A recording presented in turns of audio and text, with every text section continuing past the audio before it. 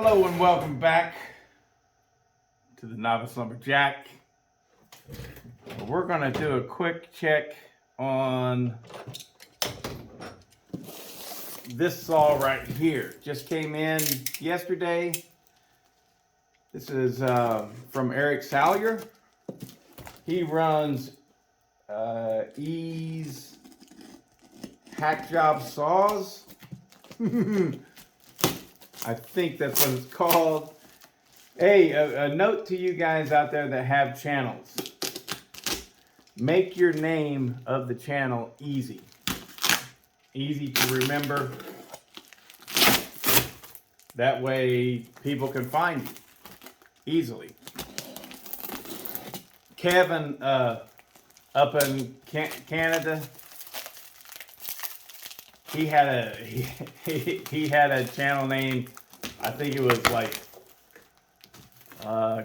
Kevin's Chainsaw Emporium Extravaganza or something like that. And what was that?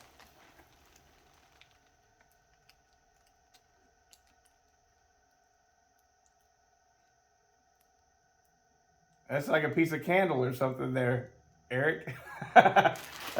Smells good.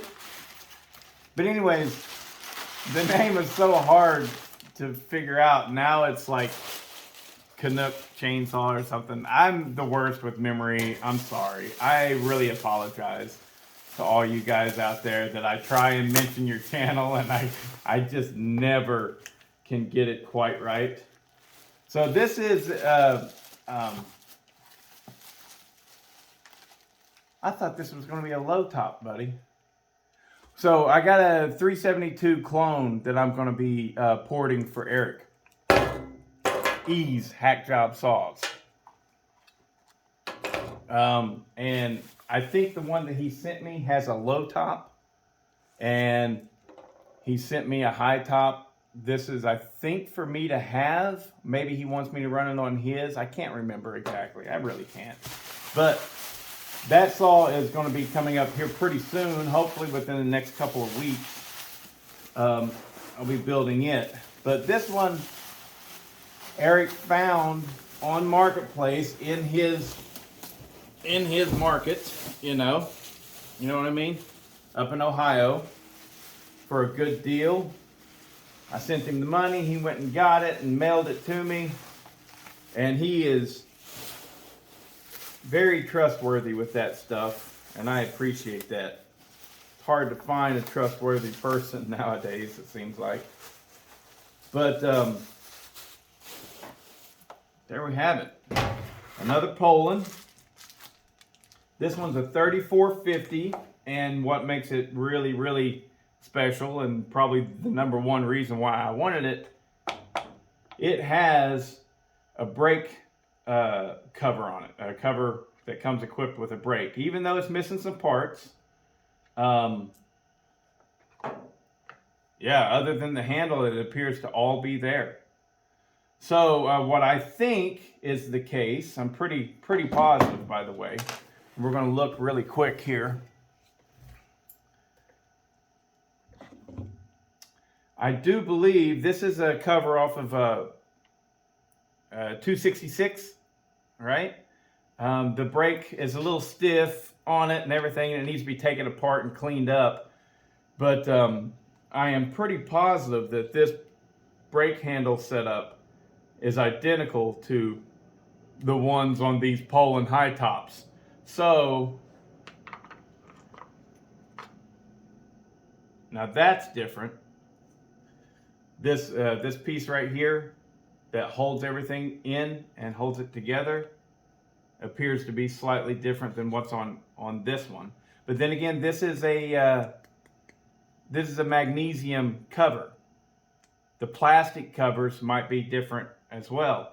I'm not going to take this handle off because I'm going to keep it on here and utilize it in the fashion that it is.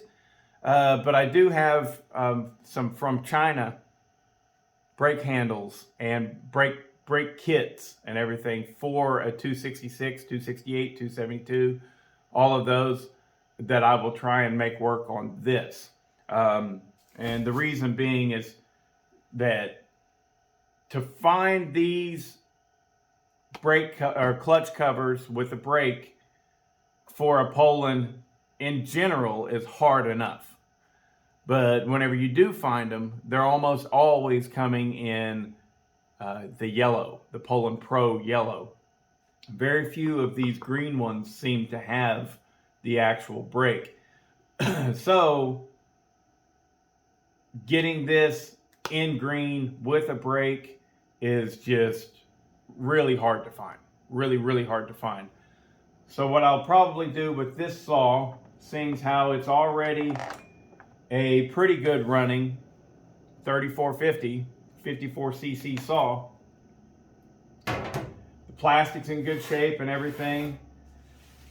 What I'll probably do is get this brake set up and working the way that it should with that Chinese brake lever. I'll dye it black because it's going to come gray, because all the Husqvarna stuff was gray and the Poland stuff used black. So I'll dye it black, get it working, clean this saw up really well, and then the top cover, the filter cover, and the handle cover right here, the throttle cover, I have all of those pieces in purple, which is from only one thing, a bad boy. Either it was a 3450 bad boy or a 3750 bad boy, doesn't matter. It was a bad boy. And I'll make some stickers for it and actually try and do a replica 3450 bad boy. And it should sell for really good money. I'll probably port it up and everything because I'll be expecting to get high dollar for it, you know. So I will turn this into a very nice 3450 bad boy clone. That's my thoughts. That's my goal. I think that's what's going to work out and it's going to be good. But as of right now, I just wanted to pull it apart, check it out. And he's had it running. He has a video of it running. Seemed like it was running really rich, but he basically just cleaned it up a little bit and got it to run and put it in the wood. Had a dull chain on it. So I know what that's like, brother. Yeah. So, but yeah, this is a Timber Master, and I think it's got great compression. Yeah, see that? That's good compression for one of these. But I'll check the bearings. From my experience, find a saw like this that's clearly had a pretty decent amount of use on it. It's old. You don't know who got it, who had it. They tend to run the chain too tight and it wears out the bearings, or it's just the bearings wear out. But I'll check the bearings and they're probably going to be fine because it was running pretty good for him. But go ahead and throw new seals in there and port this thing up and make it a really cool little saw. And then sell it. I've got plenty of these. I don't need another one. But they do make good content for the channel. And with this one having the good plastic, you know, I could probably just sell these two covers right here, and if not cover my cost of the saw, come close to it, you know. So it was a good deal. I was happy that he found it for me. He knows I like him. He's kind of lost the Poland bug. He used to have it, but not anymore. And I gotta say, I'm starting to lose it. I've got, you know, I was talking with Grant the other day, Grant Foreman. A lot of you probably know who he is. If you don't know who he is he's a Steel Timber Sports pro lumberjack racer guy. And he said something to me, and I couldn't agree more, right? I'm right there with him. The old stuff just isn't doing it for him like it used to, right? So this is a bang up good saw, especially if you got it running good. and it's just right the way that it's supposed to be. They feel great to run. They've got good power. They've got good RPMs. They're just bang up good saws if you've got a really good example of one, right? If you don't have a good example of one, they can be really finicky, and there's little problems. They're not the easiest to find parts for. The only pistons that you can get for them now, for this one, it being a 54cc, there are some factory pistons still out there floating around, OEM stuff, that you can get brand new. But other than that, especially if you have a 60cc saw, the only thing that you can do is either convert the steel 039 piston to work in it, or a Little Red Barn piston. And we all have heard the stories of the Little Red Barn stuff. I personally have not had a bad experience with them yet, but everybody's like, oh, it's just a matter of time. I don't know. But my point is as nice as these can be, right, they just simply are not.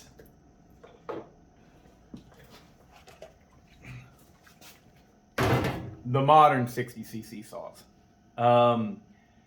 And I've been doing this little chainsaw hobby now I've been hitting it real hard for 2 to 3 years. But I've been kind of working my way into this for the past 4 or 5 years. And at this point, I've got my Direwolf, which is a 620p that's been ported. And my gosh, that thing runs amazing. It is a really great saw. And which, by the way, I just recently plugged the governing side of the Hi-Jet. So I haven't put it in the wood since then. And I'm looking forward to that, because whenever you've got that governed Hi-Jet, especially my saw is ported, so it's wanting to scream. It's got tons of power, but I just can't keep it off of that governing Hi-Jet. It's just, you hear it just four-stroking in the cut. I find myself turning that Hi-Jet all the way in. And then you go, well, that can't be good. That can't, So, but anyways, great running saw, right? The Steel MS400. CC wise, it's not in the 60cc range, but size wise, it is, right? It's the same size as this, which is a 562 XP. So I have my Johnson Red 2258, which is so nice to run. A little bit lacking on the power side, which I'm fixing to take care of that in the coming months. I have a crankshaft on order for it from England, actually, because the 560 XP and the 2260 Johnson Red are the same saws. Turns out that this 562 crank, will not fit in my 2258, because these things they take the large D009 bar mount, and my Johnson Red 2258, it takes the small Husky mount. And that right there brought in some changes. The whole PTO side crankcase is a little bit wider, right? We're talking maybe it's just 2 millimeters wider. But whatever it is, it's enough to where the cranks will not interchange. And so I had to search for either a Johnson Red 2260 crankshaft. That way I get the crank stuffers. That's the whole purpose of that. Or get a crankshaft out of a 560 XP, right? I found a crankshaft on eBay for a 560. I will be taking that and putting it in my Johnson Red 2258. Which means this thing right here, I won't need to break the cases apart to get the crankcase. Or to get the crankshaft. Anyways, but my point is, is that as nice as that Poland is and as fun as it is to use, my hobby has taken me into the modern saws a lot more. And case in point, today I'm fixing to go do a little tree job for my buddy Alex. And this isn't, he's not paying me or anything. This is more for my learning experience and to have fun with my buddy. But I'll be doing my very first ever tree climbing gig. Yeah, little trees, small. Like, I probably won't have to go more than maximum 30 feet in the air, but I doubt if I'll even have to go that high. Probably around the 20 feet range. And so I know that skinnier trees can be harder to climb, or at least I've been told that several times. We'll see how it goes. But in thinking of what saws I'm going to bring, because whenever the trees get down on the ground, they are going to be probably about that big around towards the bottom. So probably 18 inches at the bottom, something like that, maybe 20. So I do want to bring at least one bigger saw. And then I thought I want to bring something else. And I thought about bringing one of these Polands because I've got several of them. And several of them run really well. And I like running them. But I was like, whenever you got something like this, then the stuff like this really, it's good, it's fun. On a hobby level, it's enjoyable for sure, absolutely. But when it comes down to it, man, they're obsolete compared to this. Not just that this thing is more powerful. I think I proved in the last video with this thing that these can be just as powerful as one of these, especially if you poured it. But in stock trim, they're really not that far off. They're really not that far off. But it's just the damn auto-tune. I like it. I like it. Even though these things can be a real bitch to start after they've warmed up, which I need to address that too.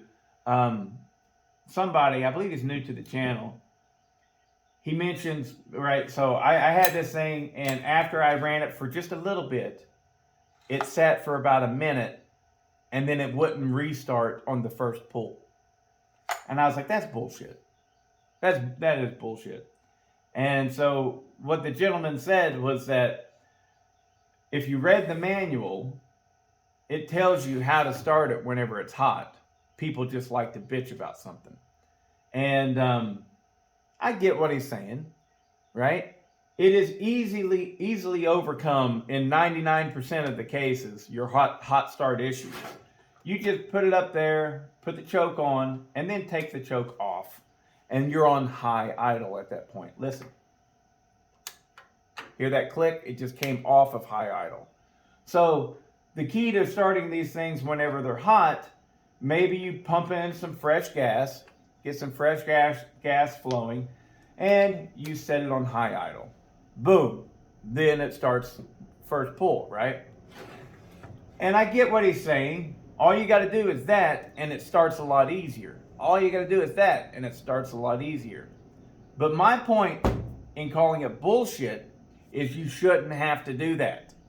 That is a design flaw. It is a problem that Husqvarna has neglected to handle. And I think the reason it is caused is because these things retain so much heat, right? The new Stratosaw setups, just the very nature of the way that the X-Torque or Strato cylinders work, they're injecting air for a hotter burn, and that hotter burn burns off more of the fuel and some of the oil in order to get better emissions. And then the exhaust is set up to work similar to a catalytic converter. It's not a catalytic converter, and it's not going to get nearly as hot as a catalytic converter does, but it still retains the heat on purpose That way, you're again doing secondary burns, and you're making sure that all of that fuel that is getting dumped out the exhaust, because it is a two-stroke, all of that stuff is burned up before it comes out of the exhaust. And so that's what's going on with your hot start issues with these 5 Series Huskies. But to my point in it being a design flaw is my MS400 starts on the first pull after it's running and it's hot. My 592 starts on the first pull after it's been running and it's hot. And so they can figure out how to fix this problem. They just don't, because they've designed it and they don't want to go back in there and make changes. And I personally think that it's bullshit. It is just bullshit that they don't fix this problem. However, there are workarounds. The built-in workaround in the Husqvarna manual is to pump a few times, pump a few times, and set the high idle. Okay? And that's not me bitching whenever I say that it's bullshit. You shouldn't have to do that. That's reality. Reality is the saw should not have to, you should not have to incorporate this workaround, this loophole in the system to make it start the way that the older saws should. But anyways, where did I get off? I just kind of went all over the place with that. Even with its little issues, running this thing, knowing that it's going to be in top-notch tune, I don't have to carry a little screwdriver with me that I'm inevitably going to misplace or forget that it's in my pocket and then run it in the washing machine. All that stuff. With these, you don't have to worry about that.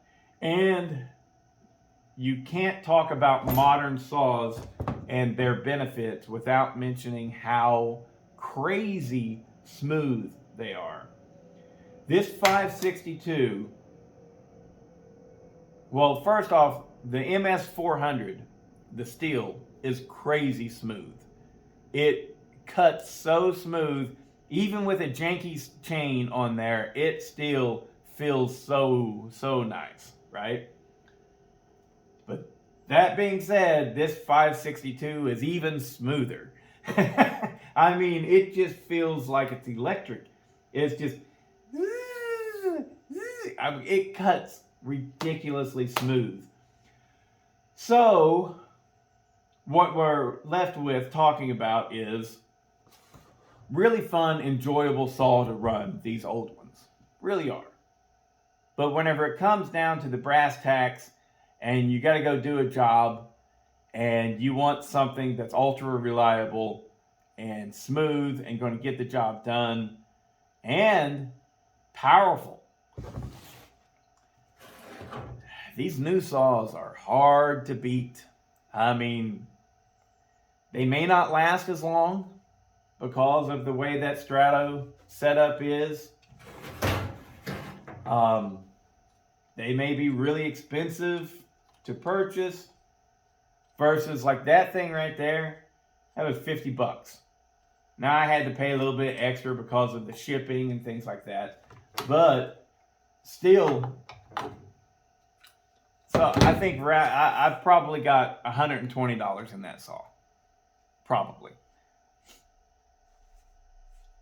And this right here, just the power head alone, probably about $700. $750, something like that. I know the shop where I bought it without the bar and chain, but they had it listed at $789 with a bar and chain. And I think it had a 20-inch bar and chain, may have had a 24-inch, I can't remember. But $789 is a pretty good price for one of these. It's still expensive, and I understand that. It is. But I'll be damned, they ain't nice. I mean, they're really, really nice saws. Um, the old stuff just, it's easy for me to lose interest in the old stuff whenever, at this point now, I'm going out and I'm running something like this on a regular basis whenever I go to any sort of tree job or gig at the house. I'm bringing one of these, something of this nature. My Red Max G5000, GZ5000, which is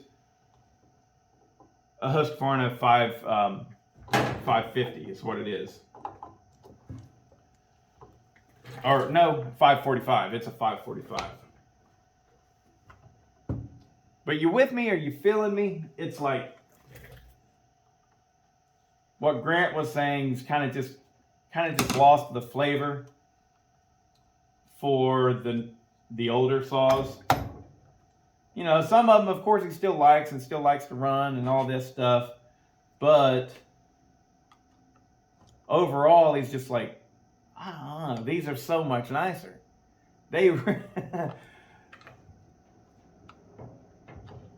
And the Echo's nowhere near as nice as this. Nowhere near. But it's awesome. And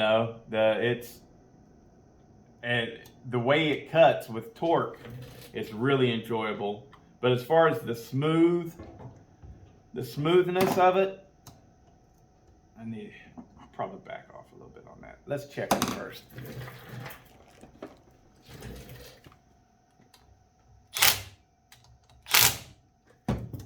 Oh yeah, that's good.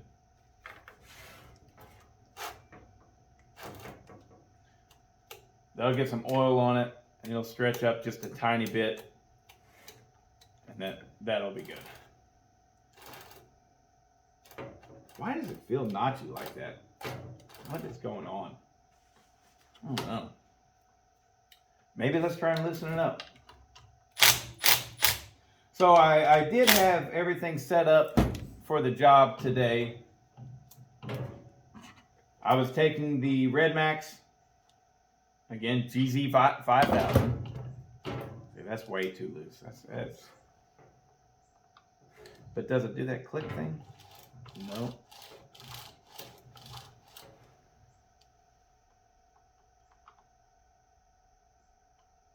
So I had the Red Max and the Steel MS400. Man, why does it click like that? You know what I bet it is?